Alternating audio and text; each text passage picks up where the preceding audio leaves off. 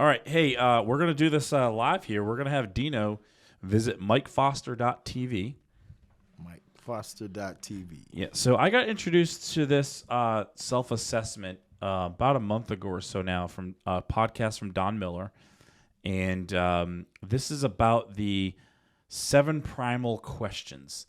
This has nearly, I won't say changed my life, but it has vastly changed my perspective on how I approach my triggers.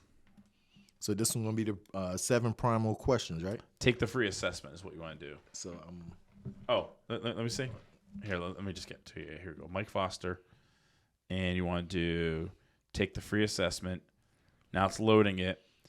When you're done with it, you're going to want to screenshot it because it'll have you put your email in. Okay. But it'll give you your result immediately, but it never emailed it back to me.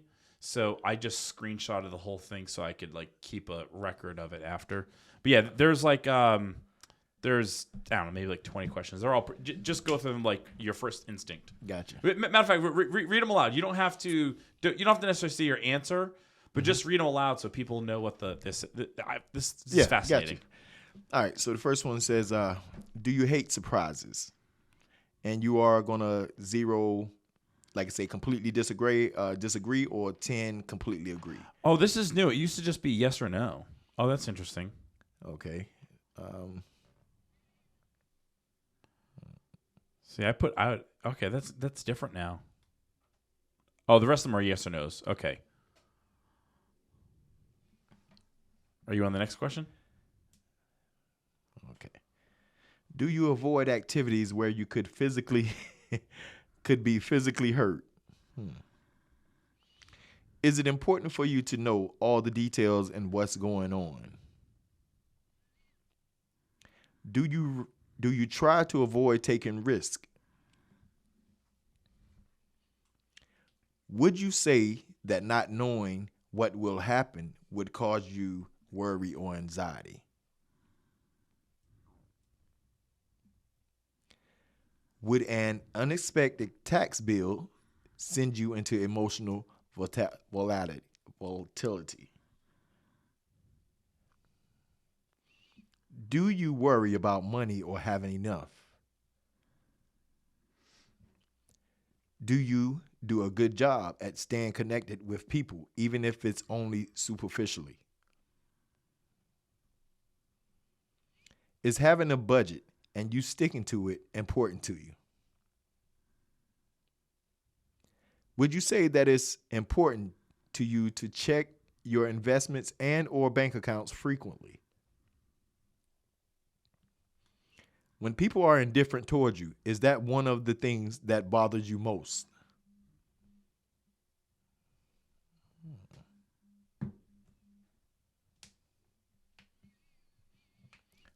Are you really good at relationships and hospitality? Do you consider yourself to be highly empathetic and compassionate? Would you say that being loved, seen, or known by others is important to you? Is affection and physical touch very important to you? Are you great at gathering people and groups together? If you were left out of a teamwork lunch, would you take that really hard? Are you drawn to the outsider or those who are left out? Does it feel especially great when someone pursues a relationship with you? Is one of the most upsetting things when you or those around you feel rejected or left out? Is winning important to you? Does it bother you when people seem lazy or underachieved? Do you think it is important to keep score? Do you love contributing your skills to improve things? Would you say that failure, if it were to occur, would be one of the things that might upset you most in life? Do you worry about being perceived as flawed or imperfect? Are you often tempted to overstate your value or brag in order to feel accepted? Does it hurt when people disrespect you? Would you say that others might describe you as a perfectionist or perfectionistic? Would you say that affirmation and encouragement are incredibly impactful in your life? Would feeling like you're not making a difference be one of your biggest frustrations? Would you say it's true that leaving a legacy for your family is one of the most important values? Is having an impact one of the most important things to you? Is being a small cog in the machine something you want to avoid at all costs? Does your family make helping others or the world a significant priority? I am most interested in finding direction in life, developing as a leader, managing stress, improving relationships, becoming a Primal Question coach. Oh, I think it's like toward the end. I think it's like toward the end now. Okay. Don't tell me what your things I want to try and guess. Okay. Just let me know when you get to it. In addition to my assessment results, I would also like to have info on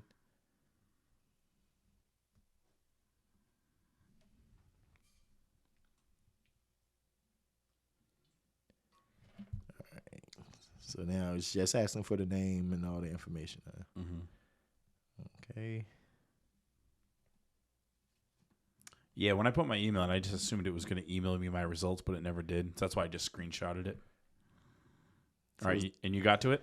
Well, I guess this one is saying, let me see, Primal Question assessment results. Okay, let me screenshot all this here.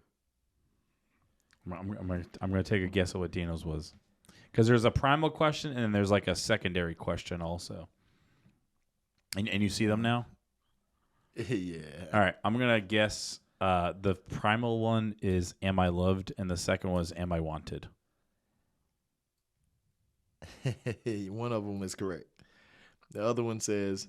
What was the primal one? The primal question is, do I have a purpose? Oh, that's interesting. Yeah, that one is my primal. Oh, and what was the second one? Am I loved? Wow, that was interesting. Wow. Well, I took that guess because when I read the book, he said that the majority of people have am I loved? And those are my two, am I loved and then am I wanted? And we're very similar in our thought patterns, and so I thought maybe it would just mirror it. But the first one is like, do I have purpose? Is that what it was? Yeah. Do I have purpose? That's fascinating. I had a few of my friends do this one, and almost all of them have had "Am I loved? Am I wanted?" like identical. As primal. Yeah, and so I haven't met anybody yet that theirs was "Do I have purpose?" Yeah. But that kind of makes sense now, because that makes a lot of sense, because a lot of what you're doing is to have purpose in all this, like that, like the barbering program, and why you've gone out extra to do things like being a mental health advocate certification to really help these people out. Yeah, being in the community, being out in the community, Wow, that it brings a lot of context. It does. It brings a lot of context. I'll give you the book. I have the book here. You can take it home. It's set up in such a way that you could probably read the book in. It took me like maybe 3 hours to read the book. It's not a hard read. It's not like a long. It's pretty quick, and also a lot of the book is going in deep diving into each section of each question. And I only read up on my actual primal question. Got you. Yeah, I definitely want to pay attention to that. That like you say, that was, bringing some things to light. And so hold up. So read what the quick synopsis is of those things are, like under the do I have purpose? What are yours? Yeah, that one said again. It said the primal question is do I have a purpose? Then it says the core need, and that was significance and impact. Yeah. The core fear, not making a difference. Yep. And the kryptonite, working on things that don't matter. Ooh. Would you say have you? How much does that relate to you right now? I definitely feel like the core need, that significance and impact, that's that's a big need. That's something I really strive for, and I always go after things that I know people need.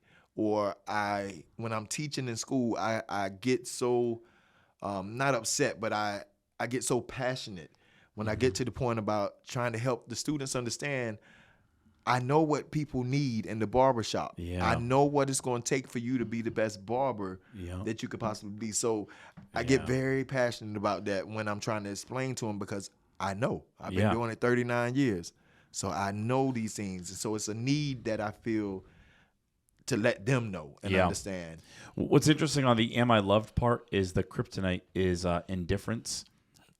Like when I was talking about how this has changed my perspective on how I react to triggers.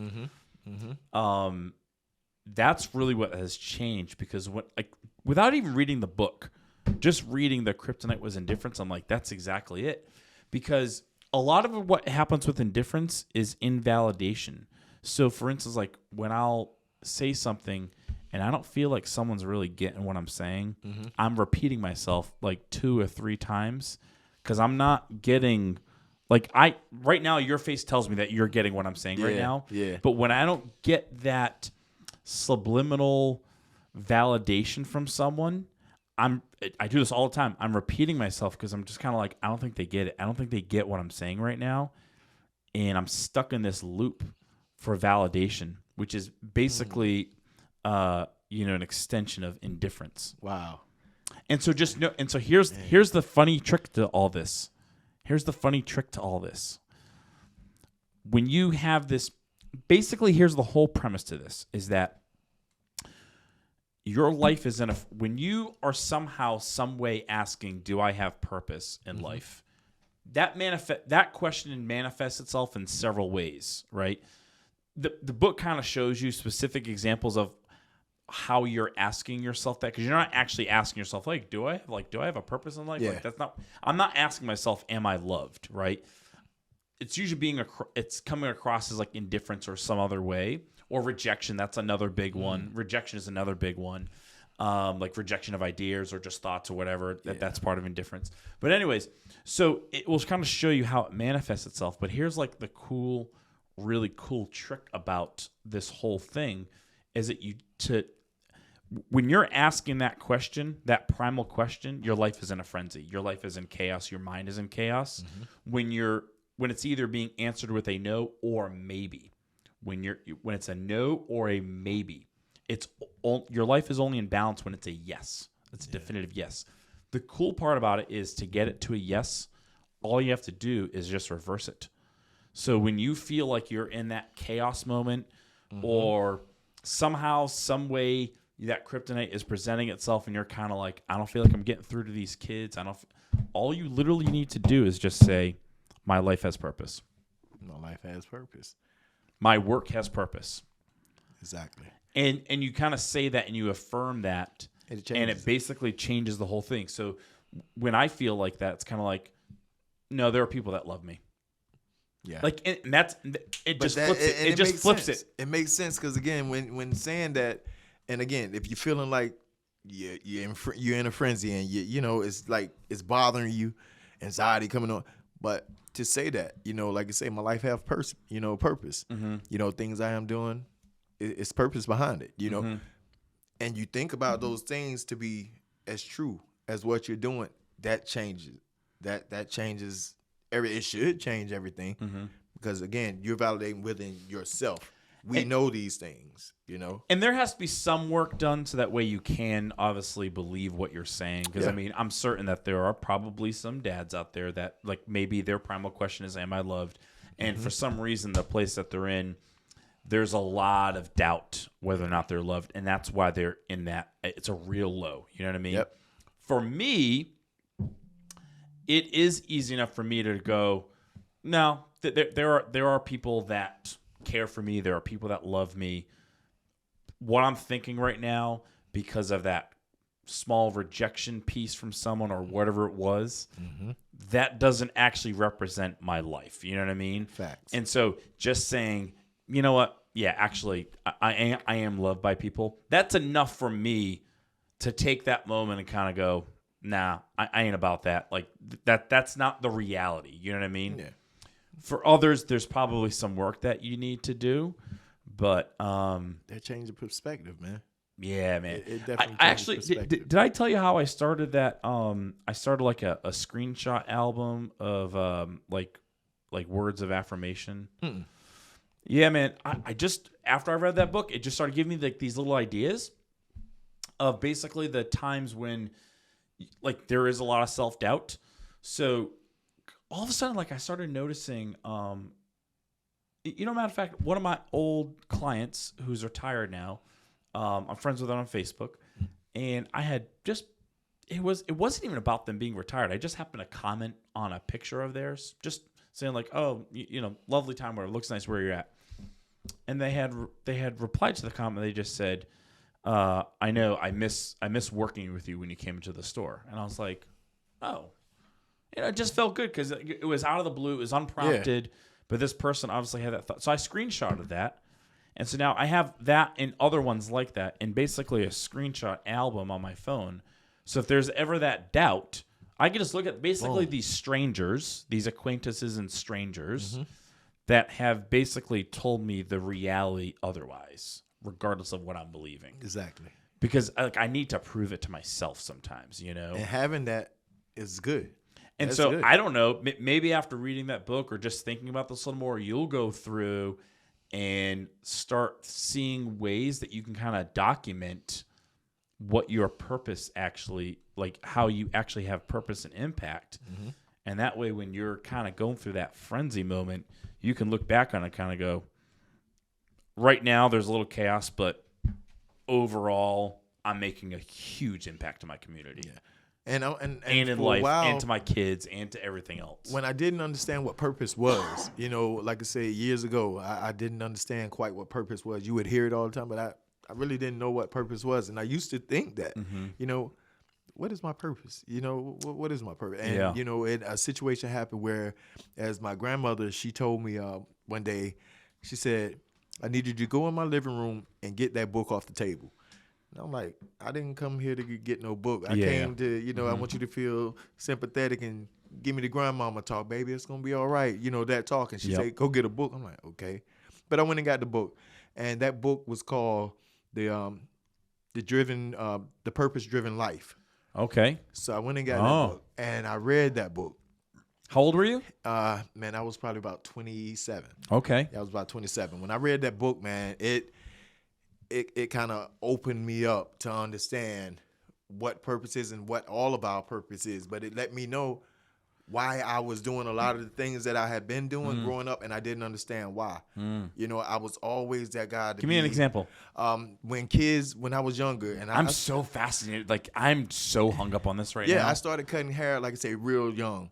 And it would be times when I knew parents didn't have money for their kids to get haircuts to go to school on the first day of school. Yeah. I would make it my business to have those, get in contact with those parents or send somebody to those parents to make sure that they got those kids to me so that I can cut their hair and make sure that they went to school feeling, good. I knew what a haircut could do. Even if you didn't have new clothes, I knew what the haircut would do. The power of a haircut. I understood that years ago, and that just put me in my purpose of understanding. Even now, with saying, this of purpose, that I understand what I have purpose. And that book is so spot is what on. happened to open me up to realize, oh my God, you've been doing all this for a reason. And honestly, I'm being real with you. And this is Dad's Unscripted. It is. And the way that I stumbled on that with my grandmother, I was on my way to go kill myself. Oh my God. I had put my kids in the bed, kissed them goodbye. Because the weight of the world was beating me, man. And I was on my way to the cemetery. And I had my gun. And as I was walking to the cemetery, I seen my grandmother's kitchen light on. She stayed right around the corner from me. And as I saw that light on, it was like something was telling me, go that direction. And I did. And when I went there, I'm like, Grandma usually don't have no light on this time of night. I'm thinking to myself, but I say, I'm going to go to the door. So I put the gun outside of the yard. And I go and knock on the door, and Grandma comes to the door. But when I went in, I just had the weight of the world on me, man. I sat down. I said, Grandma, I said, I just want to lay down in the casket and I want to be done. I said, I don't want nobody to hurt. I don't want to be hurt. I said, but Grandma, I'm tired. I said, I'm tired. And like I said, that's why I felt that I said at the beginning, I was looking for that, baby, it's going to be all right. I was looking for that comfort from Grandmama. That's what I was looking for. And that's not what I got. She gave me something greater, which was telling me, go get that book, because it made me understand my purpose. And I'm so thankful, man, to this day that changed it right there. I paid attention to that light being on, because again, if I would not have caught that, or if I would have went in the direction that I had started going, we wouldn't be having this now. Wow. We wouldn't be having this conversation. Man, that is chilly. Oh, so my again, goodness. That's when I found out what my purpose was. Man. Yeah. And that I have purpose of being here. Yeah. Well, thank you for sharing that, man. That's what it's about, man. It's Dad Unscripted. And like I say, I'm not trying to, hide things like that, man. Because again, it's others that might have felt that way, and I'm pretty sure I'm not the only one who felt that way.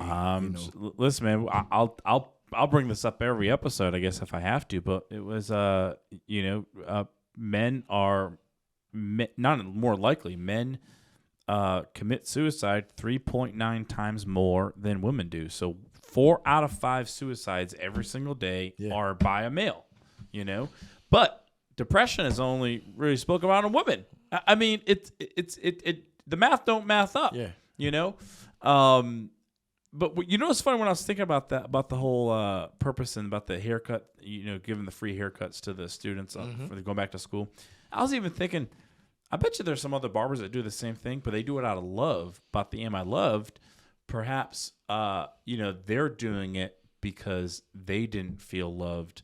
And so this is a way for them to show other people they feel loved, where you're doing the same action, but it's out of a sense of purpose. Yeah. And this is what I found most fascinating. I mean, I think about this Primal Question thing almost every single day now. And I know now. I mean, just and from us it's conversation, such a mental reframework. It's definitely something on you. It's like a superpower now. Like, I feel like it's a superpower, because that's what I'm saying. Like, I don't know if I want to say that it changed my life, but it definitely changed the way I think, specifically when I'm triggered. When I'm like, oh, like, you just get that, like, irk feeling. And I'm kind of like, all right, be pissed for a moment, take a step back. What just happened here? You know what? This kind of feels like a rejection moment, an indifference moment, wherever I was. And all I have to do is either just look at my phone or just simply say, you know what? Nah, man, there's someone out there that actually cares for me. If it didn't, you know what I'm saying? Like life. just maybe like a week ago. I think it was maybe like a week ago. You sent me a video, a private video message, like not from you, but like it was like someone had made a video about something, and I just saw it, and it was just kind of it was kind of random. I don't really remember what I was going through at that particular time, if I was going through, a thought, whatever. But anyways, my point is, it's even stuff like that. It's kind of like, no.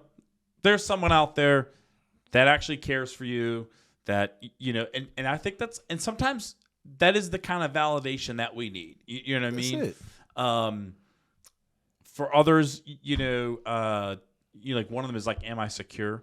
This was the other interesting thing. This is basically episode 5, by the way. When I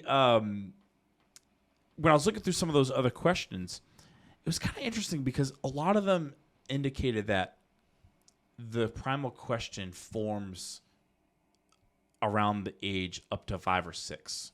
Something's happened between 5 or 6. And candidly, my Primal Question probably should be like, am I secure? Which is basically not safety, it's financial security. I've never cared about money, though. Or I've never worried about it. It's not that I didn't care, but I've never really worried about it. It's never been like, am I going to have enough money or not? I mean, my credit used to be like terrible. It's just because I wasn't thinking about money. You know what I mean? Like, I didn't care about it, That was me. And so this whole am I loved thing, like when you look at like some of the reasons why these things, I'm like, that actually never happened to me in childhood, but it happened to me in adulthood, which is interesting. So it's interesting because I feel like a lot of times some of these questions perhaps can change over the years, perhaps. Yep. But like I look back and I look at specific moments of like how this whole am I loved thing manifests itself, like as far as the like traumatic events. Yeah. And I can pinpoint 3 specific events in my adult life that kind of go, this just matches up Identical. to a goddamn T of basically where this like comes from. And it's like, wow. And now you got me ready to go ahead and read the book because I feel man. like I'm about to open up Pandora's box. I couldn't put it down. Man. I could not put the book down, you know? And it's an easy read, but it's like I've never... Also, I'm like halfway through and I'm like, oh, I'm just going to finish this tonight. It's like, it's only like 9 o'clock. I'm just going to finish it now. Mm-hmm. It was crazy. Yeah, definitely. I definitely It need just, that, man. it brings the clarity that it brings. I've never, of the years I've been doing therapy, so I would say consistent therapy I've been doing for like 3.5 years now, consistently, meaning at least 1 time per month, but if not, usually at least twice and sometimes every week, basically. All that therapy, I've never had more clarity than I did after reading that. Wow. Check on yourself, man. And that's something big that I thought about the other day. You know, you see this big thing, people talking about check on your strong friends and, you know, that's a big thing I've been seeing on social media. Yeah. Now, you know, check on your strong friends. Number 1, check on yourself. You know, self-check. Self-care matters. So we got to check ourselves, and things like this is how we're checking on ourselves. That's to right. get, That's an example of it. That clarity and understanding, man. We have to do it. You know, matter of fact, we're going to end this episode, but I'm going to write down what is self-care because, you know, that's, man, I feel like we could go over a whole topic with that because just as like a prelude to it, when I first started hearing about self-care, I was always like, it just sounds like a feminine thing to do. Yeah. You know what I mean? It just sounds like that's just something, you know, women kind of do to, you know, and then also I'm like, all right, well, I'm like, all right, it's for men too, but I'm like, well, what does that mean? Like what is, because I'm thinking of an external, you know what I mean? I'm thinking of like, you know, there's like this external self-care kind of thing, which helps your internal. For me, I think self-care could mean like a million different things. Like the way it shows itself is it could be something as like a walk. It could be taking a 20-minute nap, but specifically not feeling guilty for any of those things either. Like this is what it's just as important. This 20-minute nap is just as important as me going to my physical to my doctor. Self-care. That's the ticket to self-care, I think, is the recognition that it's just as important for whatever the little menial thing it is just as important as, hey, I got an infection and I need to take care of it. Exactly. That basically is the whole episode of it, but I feel like we need to cover it in depth. Yeah. On another episode. We can definitely do it.